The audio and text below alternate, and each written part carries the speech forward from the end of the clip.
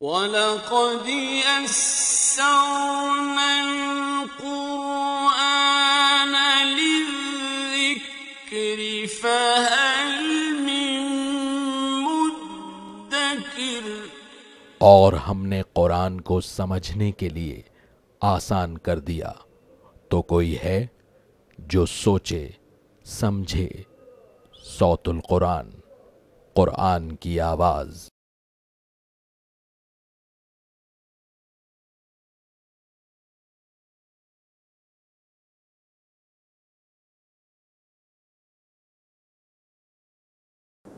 نحمده ونصلي على رسوله الكريم، اما بعد فاعوذ بالله من الشيطان الرجيم، بسم الله الرحمن الرحيم۔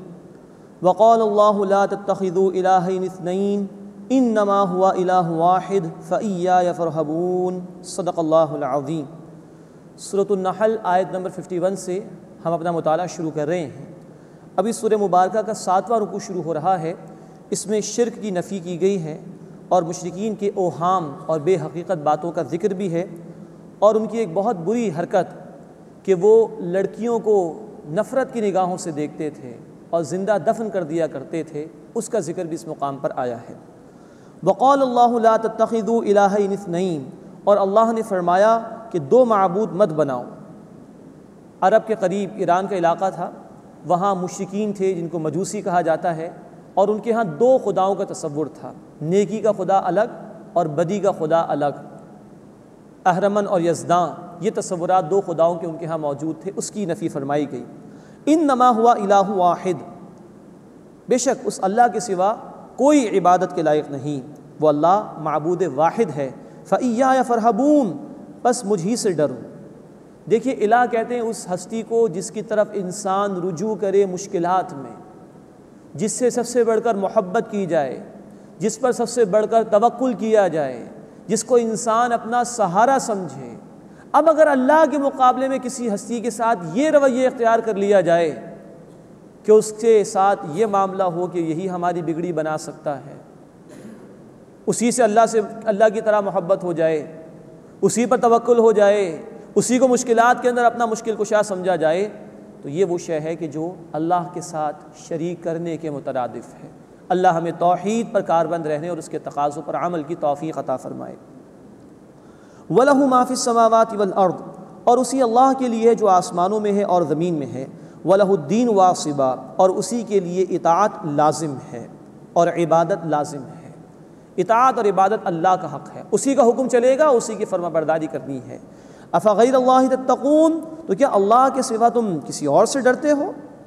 وما بکم من نعمت فمن اللہ، اور تمہارے پاس جو کوئی بھی نعمت ہے بس وہ اللہ کی طرف سے ہے۔ ثم اذا مسکم الضر فالیہ تجأرون، پھر جب تمہیں تکلیف پہنچتی ہے تو اسی کی طرف تم روتے چلاتے ہو۔ یہ تمہاری فطرت میں اللہ کی معرفت موجود ہے، جب اسباب جواب دے جاتے ہیں تب اللہ تمہیں یاد آتا ہے، وہی اللہ ہی اللہ ہے ہر وقت، وہی تمہارا مشکل کشا ہے، وہی تمہاری ضروریات کو پورا فرمانے والا ہے۔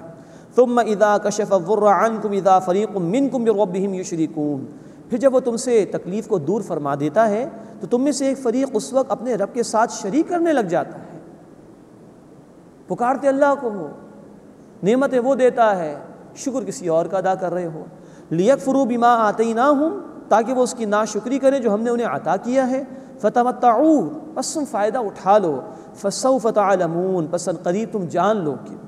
وَيَجْعَلُونَ لِمَا لَا يَعْلَمُونَ نَصِيبًا مِّمَّا رَزَقْنَاهُمْ، اور جو ہم نے انہیں عطا کیا ہے اس میں سے وہ ان کے لیے حصہ مقرر کرتے ہیں جن کو وہ جانتے بھی نہیں، یعنی ان کو اپنے جھوٹے معبودوں کی حقیقت کا بھی اندازہ نہیں، جن کے لیے اللہ کے مقابلے میں یہ حصے مقرر کر رہے ہیں اللہ کے دیے ہوئے رزق میں سے۔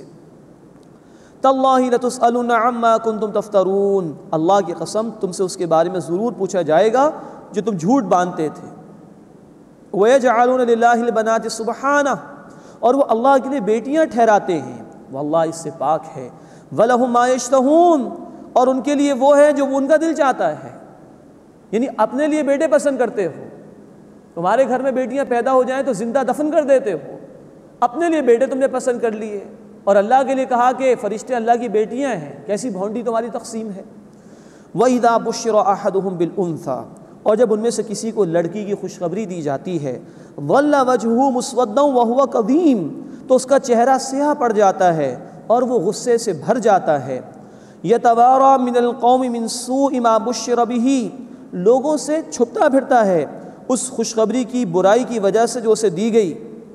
ایمسکہ علی ہون، اب سوچتا ہے کہ کیا اس کو رسوائی کے ساتھ رکھے، ام یدسہ فی التراب، یا اس کو مٹی میں دفن کر دے۔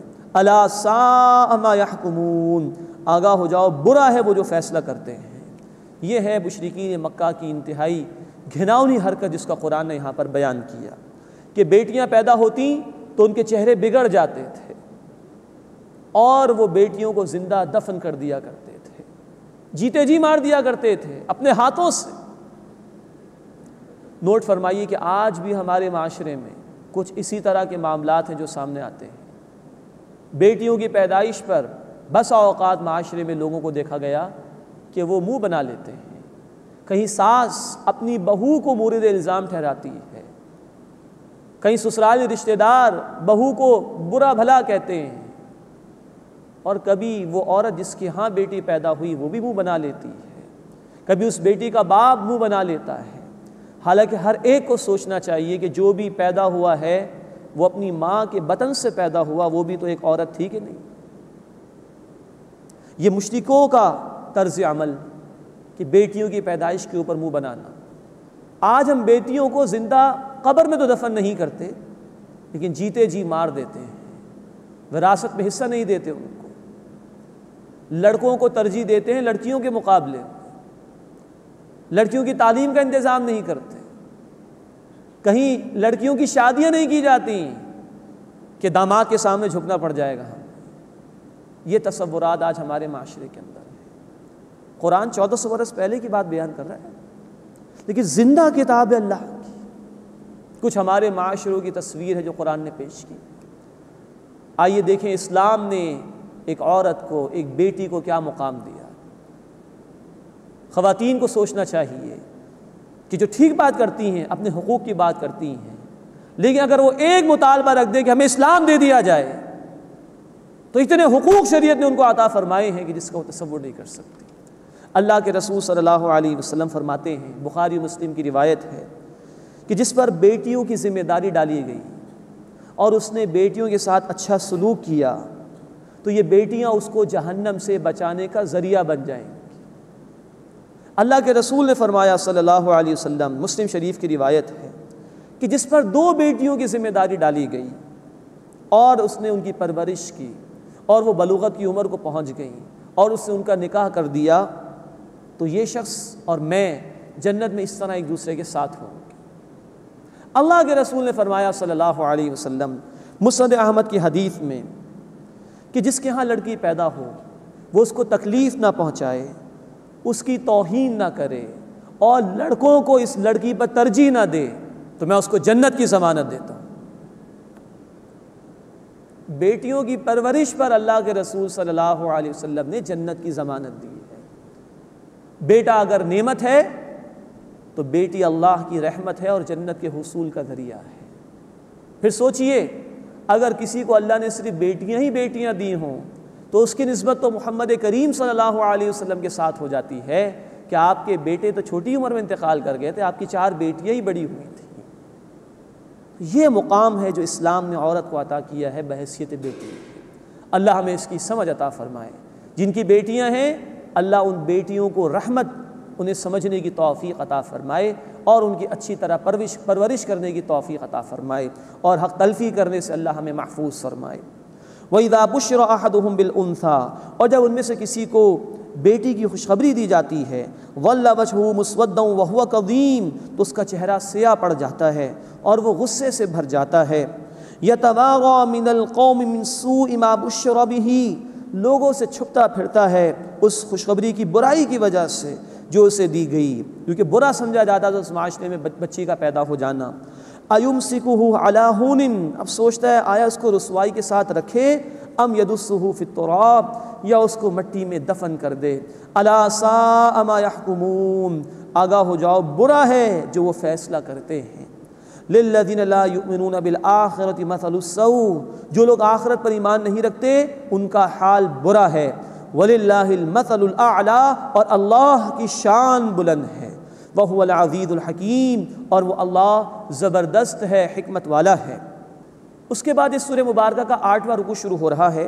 اس میں یہ بتایا گیا کہ اللہ نے جو ڈھیل دی ہے لوگوں کو وہ رحمت ہے، عذاب کے حوالے سے ڈرایا گیا ہے، اور مرنے کے بعد دوبارہ زندگی کے لیے دلیل پیش کی گئی ہے۔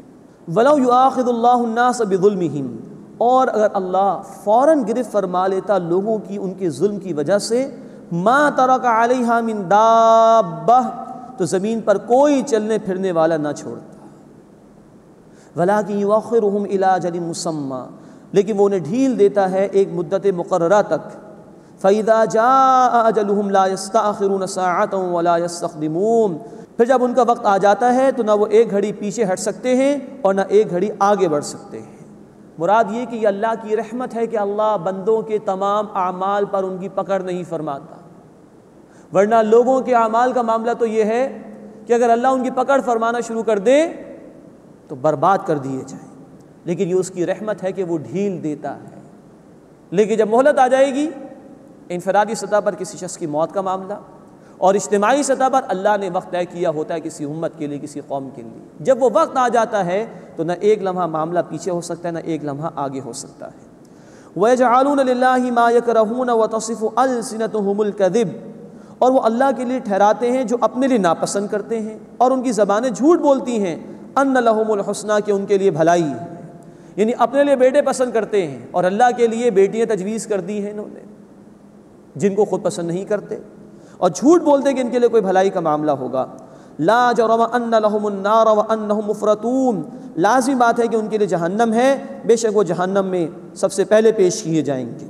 تاللہ لقد ارسلنا الى امم من قبلک، اللہ کی قسم یقیناً ہم نے اے نبی صلی اللہ علیہ وسلم آپ سے پہلے امتوں کی طرف رسول بھیجے۔ فزین لهم الشیطان اعمالهم، کہ شیطان نے ان لوگوں کے اعمال انہیں مزین کر کے دکھا دیے۔ فهو ولیہم اليوم، پس وہ شیطان آج ان کا دوست ہے۔ وَلَهُمْ عَذَابٌ علیم، اور ان کے لیے دردناک عذاب ہے۔ وَمَا أَنزَلْنَا عَلَيْكَ الْكِتَابَ إِلَّا لِتُبَيِّنَ لَهُمْ، اور اے نبی صلی اللہ علیہ وسلم ہم نے آپ پر یہ کتاب نازل نہیں کی مگر اس لیے کہ آپ واضح فرماتے۔ ہم پڑھ چکے ہیں سورۃ النحل آیت نمبر 44 میں کہ قرآن کی وضاحت نبی کریم صلی اللہ علیہ وسلم کی ذمہ داری تھی۔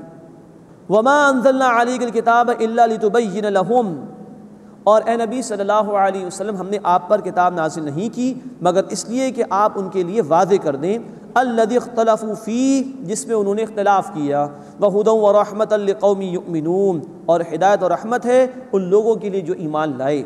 واللہ انزل من السماء ماء، اور اللہ نے آسمان سے پانی برسایا، فاحیا بہ الارض بعد موتها، پھر اسی سے زمین کو اس کی موت کے بعد زندگی دی۔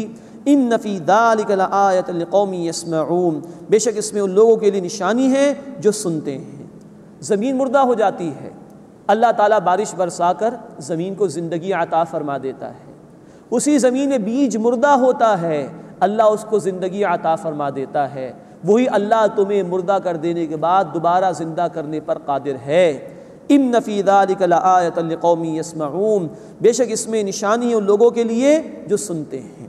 اس کے بعد اس سورہ مبارکہ کا 9واں رکوع شروع ہو رہا ہے اور اللہ کی قدرت کی نشانیاں بیان کی جا رہی ہیں۔ جانوروں کے دودھ اور اس کے عمل کو اللہ نے اپنی قدرت کی نشانی بیان فرمایا، اور شہد کی مکھی کے شہد بنانے کے عمل کو اللہ نے اس رکوع میں بیان فرمایا ہے۔ وَإِنَّ لَكُمْ فِي الْأَنْعَامِ لَعِبْرَةً، اور بے شک تمہارے لیے چوپایوں میں سبق آموزی کا سامان ہے۔ نُسْقِيكُم مِّمَّا فِي بُطُونِهِ مِن بَيْنِ فَرْثٍ وَدَمٍ لَبَنًا خَالِصًا، ہم تمہیں پلاتے ہیں خالص دودھ اس سے جو گوبر اور خون کے درمیان ان کے پیٹوں میں ہے، سائغا للشاربین، پینے والوں کے لیے خوشگوار ہے۔ یہ میملز کی بات آ رہی ہے، دودھ دینے والے جانوروں کی، کہ کس طرح ان کے وجود میں اللہ تعالیٰ یہ پاک صاف دودھ پیدا فرماتا ہے اور پینے والوں کے لیے بڑا خوشگوار ہے۔ یہ اللہ کی معرفت کی بہت بڑی دلیل ہے۔ ایک ایک دودھ دینے والا جانور، ایک بکری، ایک گائے، ایک پوری انڈسٹری ہے گویا، اور اللہ کی قدرت کی بہت بڑی نشانی ہے۔ ہر انسان کسی بھی دور میں ہو، کتنا کچھ اس ایک جانور میں غور و فکر کا سامان موجود ہے۔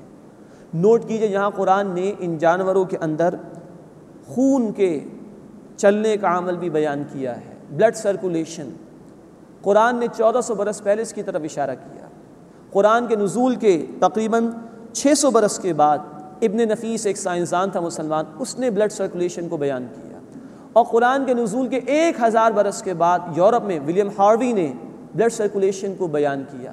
قرآن 1400 برس پہلے اس کی طرف اشارہ کر رہا ہے۔ اسی طرح یہ دودھ بننے کا عمل ریسنٹ ٹائمز میں صحیح طور پر انسان واضح طور پر سمجھ سکا ہے، قرآن 1400 برس پہلے اس کو بیان کر رہا ہے۔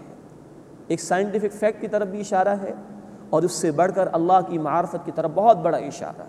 انسان غور کرے، یہ جانور غذا کھاتے ہیں، پانی پیتے ہیں، اسی سے ان کی اپنی توانائی اور انرجی کا سامان پیدا ہوتا ہے، اسی سے ان کا خون بھی پیدا ہو رہا ہوتا ہے، اسی سے جو بھی ان کا گوبر اور ویسٹیج ہے وہ بھی پیدا ہو رہا ہوتا ہے، اسی سب کچھ کے ذریعے سے ان کے اپنے بچوں کی غذا کی ضرورت پوری ہوتی ہے۔ اس خون کی نالیوں کے درمیان سے، ویسٹیج کی نالیوں کے درمیان سے صاف شفاف دودھ ہے جو اللہ پینے کے لیے بندوں کو عطا کر رہا ہے۔ کتنی بڑی اللہ کی قدرت کی نشانی، انسان غور کرے اس کے اوپر۔ فرمایا کہ وَإِنَّ لَكُمْ فِي الْأَنْعَامِ لَعِبْرَةً، اور بے شک تمہارے لیے ان چوپایوں میں سبق آموزی کا سامان ہے۔ نُسْقِيكُم مِّمَّا فِي بُطُونِهِ مِن بَيْنِ فَرْثٍ وَدَمٍ لَبَنًا خَالِصًا، ہم تمہیں پلاتے ہیں دودھ خالص اس سے جو گوبر اور خون کے درمیان ان کے پیٹوں میں ہے، سائغا للشاربین، پینے والوں کے لیے انتہائی خوشگوار ہے۔ ایک ایک جانور اللہ کی قدرت کی کتنی بڑی نشانی۔ وَمِن ثَمَرَاتِ النَّخِيلِ وَالْأَعْنَابِ، اور کھجور اور انگور کے پھلوں سے مراد تم رس حاصل کرتے ہو، تَتَّخِذُونَ مِنْهُ سَكَرًا، تم اس سے شراب بناتے ہو، وَرِزْقًا حَسَنًا، اور عمدہ رزق حاصل کرتے ہو۔ نوٹ کیجئے کہ شراب بری شے ہے، اس لیے فرمایا گیا کہ پھلوں سے شراب کشید کرتے ہو اور عمدہ رزق حاصل کرتے ہو۔ شراب کا ذکر الگ کیا، یہ گویا ایک ابتدائی ذکر تھا جو شراب کے حوالے سے کیا گیا۔ تفصیلی احکامات ہم پڑھ چکے، سورہ البقرہ آیت نمبر 219 میں پہلا حکم، سورہ نساء آیت 43 میں دوسرا حکم، اور سورۃ المائدہ آیت نمبر 90 اور 91 میں تیسرا حکم آیا تھا شراب کی حرمت کے حوالے سے۔ لیکن یہاں کہا گیا کہ تم پھلوں سے رس بھی نکالتے ہو، شراب اختیار کرتے ہو اور عمدہ رزق، تو گویا کہ شراب کی برائی کو پہلے ہی مکی صورت میں واضح کر دیا گیا۔ تَتَّخِذُونَ مِنْهُ سَكَرًا وَرِزْقًا حَسَنًا، تم اس سے شراب بناتے ہو اور عمدہ رزق حاصل کرتے ہو۔ إِنَّ فِي ذَلِكَ لَآيَةً لِقَوْمٍ يَعْقِلُونَ، بے شک اس میں نشانی ہے ان لوگوں کے لیے جو عقل سے کام لیتے ہیں۔ ایک ہی برسنے والا پانی، ایک ہی زمین، ایک ہی حرارت، ایک ہی سورج کی روشنی، اور بے شمار پھل اللہ نے تمہیں عطا فرمائے، غور کرو اس کے اوپر۔ اس کے بعد شہد کی مکھی کا ذکر ہے، وَأَوْحَىٰ رَبُّكَ إِلَى النَّحْلِ، اور تمہارے رب نے شہد کی مکھی کو الہام کیا۔ نوٹ فرمائیے، ایک ہے وحی جو انبیاء کو دی جاتی تھی، وحی نبوت، اور ایک وحی الہام کے معنی میں ہے، کوئی بات دل میں ڈال دینا۔ یہاں یہ لغوی معنی میں ہے، اپنے لٹرل میننگ میں ہے کہ شہد کی مکھی کو اللہ نے یہ بات سجھا دی۔ وَأَوْحَىٰ رَبُّكَ إِلَى النَّحْلِ، اور تمہارے رب نے شہد کی مکھی کو الہام فرمایا، أَنِ اتَّخِذِي مِنَ الْجِبَالِ بُيُوتًا، کہ وہ پہاڑوں میں گھر بنائے، وَمِنَ الشَّجَرِ وَمِمَّا يَعْرِشُونَ، اور درختوں میں اور اس جگہ جہاں وہ بیلیں چڑھاتے ہیں مختلف پودوں کی۔ ثُمَّ كُلِي مِن كُلِّ الثَّمَرَاتِ، پھر کھا ہر قسم کے پھل، فَاسْلُكِي سُبُلَ رَبِّكِ ذُلُلًا، پھر اپنے رب کے نرم ہموار راستوں پر چل، يَخْرُجُ مِن بُطُونِهَا شَرَابٌ، ان کے پیٹوں سے پینے کی ایک چیز نکلتی ہے، مختلف الوانہ فیہ شفاء للناس، اس میں لوگوں کے لیے شفا ہے۔ ان فی ذلک لآیۃ لقوم یتفکرون، بے شک اس میں ان لوگوں کے لیے نشانی ہے جو غور و فکر کرتے ہیں۔ کئی نشانیاں ہیں جو اس ایک آیت میں اللہ نے بیان فرمائی۔ شہد کی مکھی کو اللہ نے الہام کیا، سکھایا، پہاڑوں میں گھر بنانے کے لیے، درختوں میں گھر بنانے کے لیے، بیلوں پر چھتے بنانے کے لیے۔ پھر کیسا الہام کیا، اللہ کی قدرت کا ایک ماسٹر پیس ہے، ایک ایک چھتا ایک شہد کی مکھی کا، ہزاروں اس میں وہ خانے ہوتے ہیں جن کا شمار ہمارے لیے ممکن نہیں، لیکن تحقیق بتاتی ہے کہ اگر ان کا میجرمنٹ کیا جائے، ان کی پیمائش کی جائے تو ہر خانہ بالکل ایکوریٹ ہوتا ہے، بالکل برابر ہوتا ہے۔ پھر نوٹ کیجئے، قرآن نے کہا ان اتخذی ثم کلی فاسلکی، یہ سارے الفاظ مؤنث کے صیغے کے ہیں، اور آج ماڈرن سائنس نے ہمیں بتایا کہ شہد بنانے کا عمل جو ہے وہ مکھی انجام دیتی جو کہ فیمیل ہے، میل مکھی جو ہے وہ یہ کام نہیں کرتی۔ یہ بھی سائنٹیفک فیکٹ جس کی طرف قرآن نے 1400 برس پہلے اشارہ کیا۔ پھر اس نظام کو دیکھیے جو اللہ نے شہد کی مکھی کو عطا فرمایا۔ ایک ملکہ مکھی ہوتی ہے، اس کی سپرویژن میں سینکڑوں مکھیاں کام کرتی ہیں۔ کہاں سے رس لے کر وہ آ رہی ہیں؟ کہیں پودوں سے، کہیں پھلوں سے، کہیں پتیوں سے، کہیں کلیوں سے، اور ایکیوریٹلی وہ اپنے ہی چھتے پر پہنچتی ہیں۔ کوئی زہریلا پودا اس کا رس اگر آ گیا تو چیک اینڈ بیلنسز ہوتے ہیں، سپرویژن ہوتی ہے، وہ اندر نہیں جا سکتا۔ پھر انہی چھتوں کے اندر نئی پیدا ہونے والی مکھیوں کے لیے علیحدہ سے نظام ہوتا ہے، بیمار ہو جانے والیوں کے لیے علیحدہ سے نظام ہوتا ہے، سپرویژن ہوتی۔ سائنس یہ کچھ آج ہمیں بتا رہی ہے۔ اسلام کے ماننے والوں پر یہ بھی اعتراض رہے کہ ان کا قرآن مکھی کا ذکر کرتا ہے۔ اللہ بتا رہے کہ اللہ نے یہ پروسیس سکھایا مکھی کو، یہ اللہ کی قدرت کی نشانی ہے۔ اندازہ کیجئے اس کا کیا انجینئرنگ ہے جو اللہ نے شہد کی مکھی کو عطا فرمائی۔ انسان اسی پر غور کر لے، چاہے وہ ان پڑھ کیوں نہ ہو، وہ عش کر اٹھے گا اللہ کی قدرت پر، جھکے گا اس کے سامنے اور تسلیم کرے گا اللہ کی توحید اور اس کی معرفت کو۔ مزید فرمائے کہ طرح طرح کے رنگ ہیں اس شہد کے جو ان مکھیوں کے پیٹ سے نکلتا ہے، اور فرمایا کہ اس میں شفا ہے لوگوں کے لیے۔ شہد کے ہر قطرے میں ہر وائٹامن موجود ہے جس کی انسان کو ضرورت ہے۔ پھر شہد میں یہ خصوصیت ہے کہ وہ نمی کو جذب کر لیتا ہے، جو چیز اس میں رکھ دی جائے وہ سڑتی نہیں ہے، اللہ اس کو محفوظ کر دیتا ہے۔ یہ ہے اللہ کی قدرت کی نشانیاں۔ فیہ شفاء للناس، اس میں لوگوں کے لیے شفا ہے۔ ان فی ذلک لآیۃ لقوم یتفکرون، بے شک اس میں ان لوگوں کے لیے نشانی ہے جو غور و فکر کرتے ہیں۔ غور کرنے والوں کے لیے ایک مکھی کے اندر بے شمار نشانیاں ہیں اللہ کی معرفت کی۔ واللہ خلقکم ثم یتوفاکم، اور اللہ نے تمہیں پیدا فرمایا پھر وہ تمہیں موت دیتا ہے۔ ومنکم من یرد الی ارذل العمر، اور تم میں سے بعض کو ناکارہ عمر کی طرف پہنچایا جاتا ہے۔ لکی لا یعلم بعد علم شیئا، تاکہ کچھ جاننے کے بعد بھی وہ بے علم ہو جائے۔ ان اللہ علیم قدیر، بے شک اللہ خوب علم رکھنے والا، قدرت والا ہے۔ یہ انسان کی کمزوری کا ذکر اور اللہ کی قدرت کا ذکر آ گیا۔ اللہ انسان کو پیدا فرماتا ہے، بچہ ہوتا ہے، جوانی کو پہنچتا ہے، ساری صلاحیتیں عروج پر ہوتی ہیں، پھر جوانی ڈھلنا شروع ہو جاتی ہے، پھر یادداشت بھی ساتھ دے جاتی ہے، پھر جسم کے اعضاء بھی کمزور پڑ جاتے ہیں۔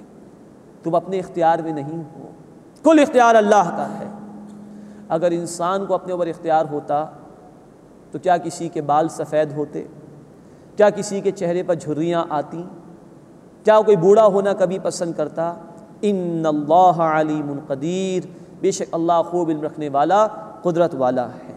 جس طرح وہ ان مختلف مراحل سے تمہیں گزار رہا ہے، وہ اس بات پر قادر ہے کہ تمہیں دوبارہ زندگی عطا فرماتے۔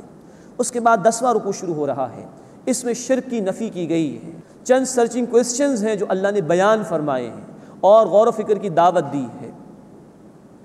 واللہ فضل بعضکم علی بعض فی الرزق، اور اللہ نے تم میں سے بعض کو بعض پر فضیلت دی ہے رزق میں۔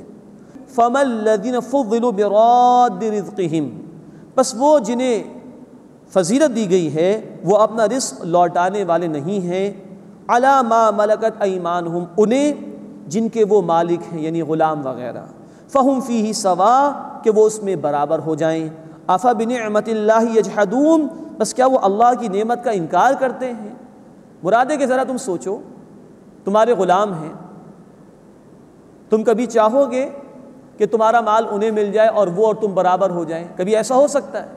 تو پھر ایسا کیوں ہو سکتا ہے کہ اللہ جو علی کل شیء قدیر ہے، باقی ہر شے مخلوق ہے، وہ اللہ کی محتاج ہے، تو تم نے مخلوقات میں سے کچھ لوگوں کو اللہ کے برابر کر دیا؟ کیسے ممکن ہے؟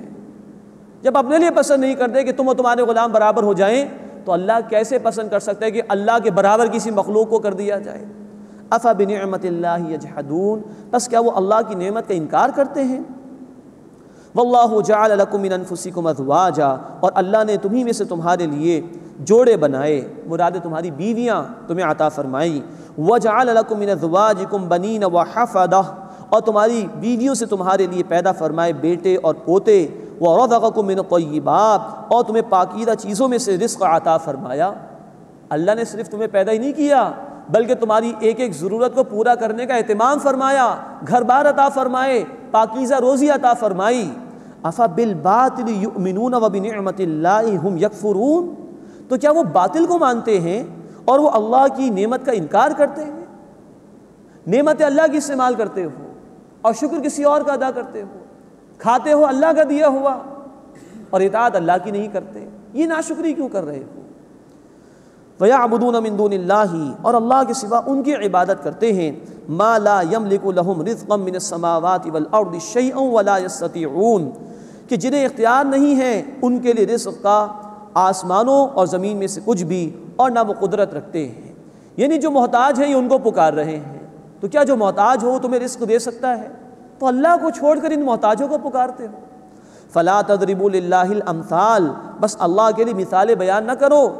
ان اللہ یعلم وانتم لا تعلمون، بے شک اللہ جانتا ہے اور تم نہیں جانتے۔ اب ایک اور سرچنگ کوسچن آ رہا ہے، پھر غور و فکر کی دعوت دی جا رہی ہے۔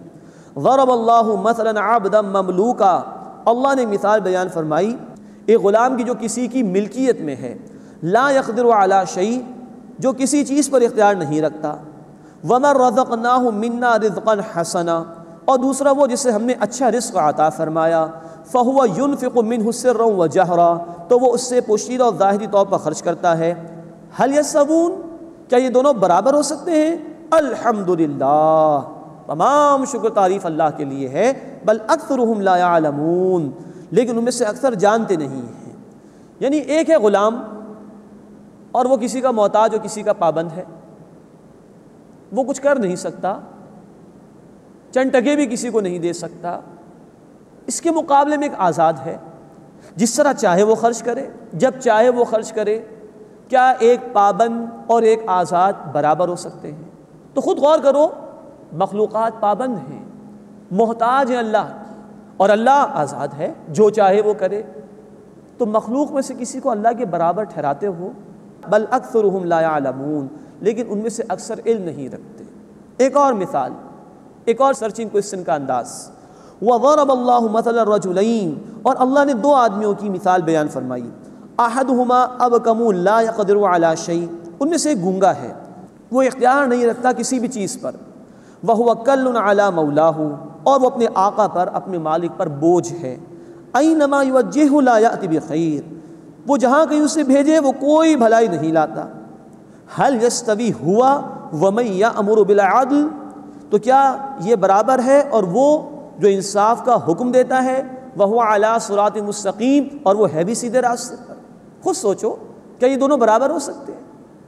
ایک وہ شخص ہے کہ جو غلام ہے، اپنے آقا پر بوجھ بنا ہوا ہے، کوئی خیر اس میں نہیں، کوئی اختیار اس کا نہیں، اور اس کے مقابلے میں ایک وہ شخص ہے جو بالکل آزاد ہے، اللہ نے اس کو ہدایت دی ہے، وہ دوسروں کو انصاف کا حکم دیتا ہے، صراط مستقیم پر ہے۔ کیا یہ دونوں برابر ہو سکتے ہیں؟ جب یہ دونوں برابر نہیں ہو سکتے تو یہ جھوٹے معبود اور اللہ کیسے برابر ہو سکتا ہے؟ نوٹ فرمائیے، اللہ کے سوا کسی کو بھی پکارا جائے، کسی سے ویسی توقعات وابستہ کر لی جائیں جو کہ اللہ سے وابستہ کرنی چاہیے، کسی کو نفع نقصان کا مالک مان لیا جائے جیسے کہ اللہ کو ماننا چاہیے، تو یہی تو اللہ کے ساتھ شریک کرنے کے مترادف۔ تو مخلوق محتاج ہے، اللہ الصمد ہے، اللہ بے نیاز ہے، ہر کوئی اللہ کا محتاج ہے، وہ کسی کا محتاج نہیں ہے۔ تو جو محتاج ہو اس کو پکارنا بیکار ہے، اس کا کوئی فائدہ نہیں۔ ایک اللہ کو پکارو جو علی کل شیء قدیر ہے، جو الصمد ہے، ہر شے پر قدرت رکھنے والا ہے اور بے نیاز ہے۔ اس کے بعد 11واں رکوع سورہ مبارکہ کا شروع ہو رہا ہے، اس میں پھر اللہ کی نعمتوں کا جامع بیان آ رہا ہے۔ وَلِلَّهِ غَيْبُ السَّمَاوَاتِ وَالْأَرْضِ، اور اللہ ہی کے لیے ہے آسمانوں اور زمین کا غیب، ہر بات جو پوشیدہ ہے اللہ ہی کے علم میں ہے۔ وَمَا أَمْرُ السَّاعَةِ إِلَّا كَلَمْحِ الْبَصَرِ، اور قیامت کا آنا ایسے ہی ہے جیسے آنکھ کا جھپکنا، او هو اقرب، یا اس سے بھی زیادہ قریب، آیا ہی چاہتی ہے۔ اللہ کے حبیب صلی اللہ علیہ وسلم نے فرمایا، بخاری مسلم کی حدیث ہے، بعثت انا والساعة كهاتین، میں اور قیامت کیوں بھیجے گئے؟ آیا ہی چاہتی ہے۔ اور نوٹ فرمائیے کہ ایک قیامت ہمارے سر پہ سوار ہے، ہماری موت۔ اللہ کے رسول صلی اللہ علیہ وسلم نے فرمایا، سنن نسائی کی حدیث ہے، من مات فقط قامت قیامتہ، جو مر گیا اس کی قیامت تو واقع ہوگی، اس کی مہلت ختم۔ وما امر الساعۃ الا کلمح البصر، اور قیامت کا آنا صرف ایسے ہی ہے جیسے آنکھ کا جھپکنا، او ہوا اقرب، یا اس سے بھی زیادہ قریب۔ ان اللہ علی کل شیء قدیر، بے شک اللہ ہر شے پر قدرت رکھنے والا ہے۔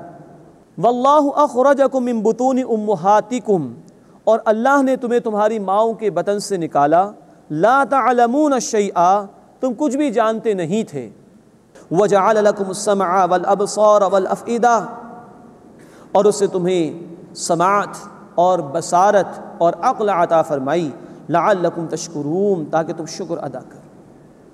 غور فرمائیے، انسان کا بیٹا، انسان کی بیٹی، انسان کی اولاد جب وہ پیدا ہوتا ہے تو انتہائی کمزور، جبکہ جانوروں کا معاملہ یہ ہے کہ بکری کا بچہ پیدا ہوتا ہے، چند گھنٹے وہ لڑکھڑاتی ہیں اس کی ٹانگیں، اور پھر وہ پورا کھڑا ہو جاتا ہے اپنے وزن کے اوپر۔ انسان کی اولاد اتنی کمزور کہ 8 9 10 مہینے تو وہ اٹھنے کے قابل بھی نہیں۔ غور کرو، کون یہ سب کچھ تمہیں عطا کر رہا ہے؟ لعلکم تشکرون، تاکہ تم شکر ادا کر سکو۔ الم یروا الی الطیر مسخرات فی جو السماء، کیا انہوں نے پرندوں کو نہیں دیکھا آسمان کی فضا میں کہ وہ اللہ کے حکم کے پابند ہیں؟ ما یمسکہن الا اللہ، انہیں کوئی نہیں تھامتا سوائے اللہ کے۔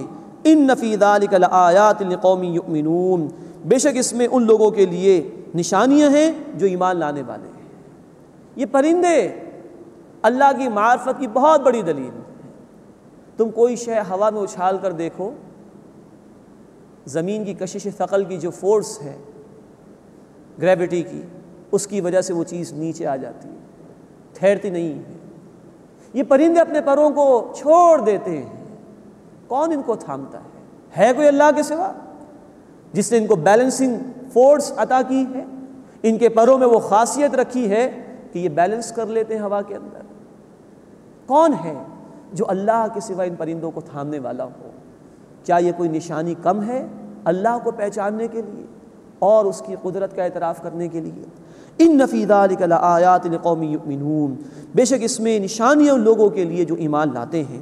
واللہ جعل لکم من بیوتکم سکنا، اور اللہ نے تمہارے لیے بنایا تمہارے گھروں کو رہنے کی جگہ، یہ پکے مکانات کی طرف اشارہ ہے۔ وجعل لکم من جلود الانعام بیوتا، اور تمہارے لیے چوپایوں کی کھالوں سے خیمے بنا دیے۔ تستخفونہا یوم ظعنکم و یوم اقامتکم، جنہیں تم ہلکا پھلکا پاتے ہو اپنے نقل مکانی کے دن اور اپنے قیام کے دن، یعنی یہ خیمے جہاں چاہو لے جاؤ، یہ موبائل قسم کے تمہارے گھر ہیں، جہاں چاہا لگایا اور جو ہے وہ زمین سے استفادہ کر لیا۔ غور کرو یہ سب کچھ کون تمہیں عطا کر رہا ہے۔ وَمِنْ أَصْوَافِهَا وَأَوْبَارِهَا وَأَشْعَارِهَا، اور بھیڑوں کی اون اور اونٹوں کے بال اور بکریوں کے بال سے اثاثا ومتاعا الی حین، سامان اور استعمال کی چیزیں اللہ نے بنائیں ایک مقررہ مدت تک کے لیے۔ ان جانوروں کی کھال استعمال کرتے ہو کہیں اپنا لباس بنانے کے لیے اور دیگر چیزوں کے لیے، سب کچھ اللہ نے دیا لیکن ایک وقت متعین کے لیے۔ واللہ جعل لکم مما خلق ظلالا، اور اللہ نے جو پیدا فرمایا اس سے تمہارے لیے سائے بنائے۔ انسان شدید گرمی محسوس کرتا ہے، لیکن راستے میں کوئی درخت نظر آیا تو اس کے سائے میں بیٹھ گیا۔ وہ درخت سورج کی تپش برداشت کرتا ہے، انسان کو ٹھنڈا سایہ میسر آ جاتا ہے۔ واللہ جعل لکم مما خلق ظلالا، اور اللہ نے جو پیدا فرمایا اس سے تمہارے لیے سائے بنائے۔ وجعل لکم من الجبال اکنانا، اور تمہارے لیے پہاڑوں سے پناہ گاہیں بنائیں۔ پہاڑوں میں بھی کہیں غار ہیں، کئی جگہیں ہیں جہاں تم قیام کر سکتے ہو۔ وجعل لکم سرابیل تقیکم الحر، اور تمہارے لیے کرتے بنائے جو تمہارے لیے گرمی کا بچاؤ ہیں۔ اب کیونکہ عرب کے لوگ اولاً وہی قرآن کے مخاطب تھے، گرمی زیادہ تھی تو ہلکا لباس بھی اللہ نے عطا فرمایا جو گرمی سے تمہیں بچاتا ہے، ورنہ سردی سے بچنے کے لیے بھی لباس بنانا اللہ ہی نے بندے کو سکھایا ہے۔ وَسَرَابِيلَ تَقِيكُمْ بَأْسَكُمْ، اور جو تمہارے لیے بچاؤ کا سامان ہے تمہاری لڑائی میں، یہ سب کچھ اللہ نے عطا فرمایا۔ زرہیں بھی اللہ نے عطا فرمائی، آج بلڈ پروف جیکٹس ہیں، سب کچھ اللہ ہی کی نعمت ہے تمہارے لیے۔ کذالک یتم نعمتہ علیکم، اسی طرح وہ اپنی نعمت تم پر مکمل فرماتا ہے، لعلکم تسلمون، تاکہ تم فرما بردار بن جاؤ۔ فإن تولوا، پھر اگر وہ پھر جائیں، فإنما علیک البلاغ المبین، بس اے نبی صلی اللہ علیہ وسلم آپ کے ذمے پیغام کا واضح طور پر پہنچا دینا ہے۔ یعرفون نعمت اللہ ثم ینکرونہا، وہ اللہ کی نعمت پہچانتے ہیں پھر اس کا انکار کر دیتے ہیں، اس کا شکر ادا نہیں کرتے، ناشکری کرتے ہیں، نعمت اللہ کی استعمال کرتے ہیں لیکن اللہ کی اطاعت نہیں کرتے۔ وَأَكْثَرُهُمُ الْكَافِرُونَ، اور ان میں سے اکثر ناشکرے ہیں۔ اس کے بعد اس سورہ مبارکہ کا 12واں رکوع شروع ہو رہا ہے، اس میں قیامت کے محاسبے کا ذکر ہے، مشرکین کی بے بسی اور ان کا انجام بیان کیا گیا ہے۔ وَيَوْمَ نَبْعَثُ مِن كُلِّ أُمَّةٍ شَهِيدًا، اور جس دن ہر امت سے ہمیں گواہ کھڑا کریں گے۔ ثُمَّ لَا يُؤْذَنُ لِلَّذِينَ كَفَرُوا، اور پھر اجازت نہیں دی جائے گی کفر کرنے والوں کو، وَلَا هُمْ يُسْتَعْتَبُونَ، اور نہ ان سے عذر قبول کیے جائیں گے۔ ہر امت کے رسول گواہی دیں گے اپنی امت کے خلاف۔ سورہ النساء آیت 41 میں یہ تفصیل ہم پڑھ چکے، اور نبی صلی اللہ علیہ وسلم اپنی اس امت کے خلاف گواہی دیں گے، اور پھر انسانوں کے عذاب بھی گواہی دیں گے ان کے خلاف۔ اور فرمایا کہ کوئی مہلت نہیں دی جائے گی، کسی کا کوئی ایکسکیوز، کوئی جھوٹا عذر قبول نہیں ہوگا۔ وَإِذَا رَأَى الَّذِينَ ظَلَمُوا الْعَذَابَ فَلَا يُخَفَّفُ عَنْهُمْ، اور یاد کرو جب ظالم عذاب دیکھیں گے پھر ان سے عذاب ہلکا نہیں کیا جائے گا۔ وَلَا هُمْ يُنظَرُونَ، اور نہ انہیں مہلت دی جائے گی۔ وَإِذَا رَأَى الَّذِينَ أَشْرَكُوا شُرَكَاءَهُمْ، اور جب مشرک اپنے شریکوں کو دیکھیں گے، قالوا، تو وہ کہیں گے، ربنا هؤلاء شركاؤنا الذين كنا ندعو من دونك، اے ہمارے رب یہ ہیں ہمارے شریک جنہیں ہم تیرے سوا پکارتے تھے۔ فَأَلْقَوْا إِلَيْهِمُ الْقَوْلَ إِنَّكُمْ لَكَاذِبُونَ، پھر وہ ان کے شریک جن کو اللہ کے ساتھ شریک کرتے تھے ان کی طرف یہ قول پیش کریں گے، یعنی یہ جواب دیں گے، إِنَّكُمْ لَكَاذِبُونَ، بے شک تم ہی جھوٹے ہو۔ نوٹ فرمائیے، بتوں کو تو پوجا ہی گیا ہے، اللہ کے محبوب بندوں کو بھی پوجا پاٹ کا ذریعہ بنایا گیا ہے۔ اللہ کے رسول صلی اللہ علیہ وسلم کی حدیث بخاری مسلم شریف میں آپ نے فرمایا کہ اللہ لعنت فرمائے یہود و نصارہ پر جنہوں نے اپنے انبیاء کی قبروں کو سجدہ گاہ بنا لیا تھا۔ جن رسولوں کو پکارا گیا، اللہ کے جن نیک بندوں کو پکارا گیا، وہ ان مشرکین کے شرک کا انکار کر دیں گے، انکم لکاذبون کہیں گے تم جھوٹ کہتے تھے۔ وَأَلْقَوْا إِلَى اللَّهِ يَوْمَئِذٍ السَّلَمَ، اور وہ اس دن اللہ کے سامنے عاجزی کا پیغام پیش کریں گے۔ وَضَلَّ عَنْهُمْ مَا كَانُوا يَفْتَرُونَ، اور ان سے گم ہو جائے گا وہ جو جھوٹ گھڑتے تھے، سارا ان کا شرک غائب ہو جائے گا، اور چاہیں گے کہ اس دن ان کو کوئی موقع دے دیا جائے، عاجزی اختیار کریں گے لیکن کوئی فائدہ نہیں۔ یہ ہے حسرت بھرا انجام مشرکین کا، مخالفین کا، جھٹلانے والوں کا۔ مہلت یہاں ہے دنیا میں، جس کو عمل کرنا آج عمل کر لے، آنکھوں کے بند ہونے سے پہلے اللہ ہمیں اس کی توفیق عطا فرمائے، ورنہ آخرت میں انجام ہے، عمل کرنے کے لیے کوئی مہلت نہیں، کوئی موقع نہیں۔ وَضَلَّ عَنْهُمْ مَا كَانُوا يَفْتَرُونَ، اور اس سے گم ہو جائے گا وہ جو جھوٹ گھڑتے تھے۔ الَّذِينَ كَفَرُوا وَصَدُّوا عَنْ سَبِيلِ اللَّهِ، جن لوگوں نے کفر کیا اور اللہ کے راستے سے روکا، زِدْنَاهُمْ عَذَابًا فَوْقَ الْعَذَابِ، ہم ان کے لیے عذاب پر عذاب بڑھا دیں گے، اس لیے کہ وہ خود بھی گمراہ ہوئے تھے اور دوسروں کو بھی گمراہ کیا تھا، اس لیے دوہرا عذاب ان کو دیا جائے گا اللہ کے حضور۔ زدناہم عذابا فوق العذاب، ہم ان کے لیے عذاب پر عذاب بڑھا دیں گے، بما کانوا یفسدون، کیونکہ وہ فساد کیا کرتے تھے۔ وَيَوْمَ نَبْعَثُ فِي كُلِّ أُمَّةٍ شَهِيدًا عَلَيْهِمْ مِنْ أَنفُسِهِمْ، اور جس دن ہم اٹھائیں گے ہر امت میں ان کے خلاف انہی میں سے ایک گواہ کو۔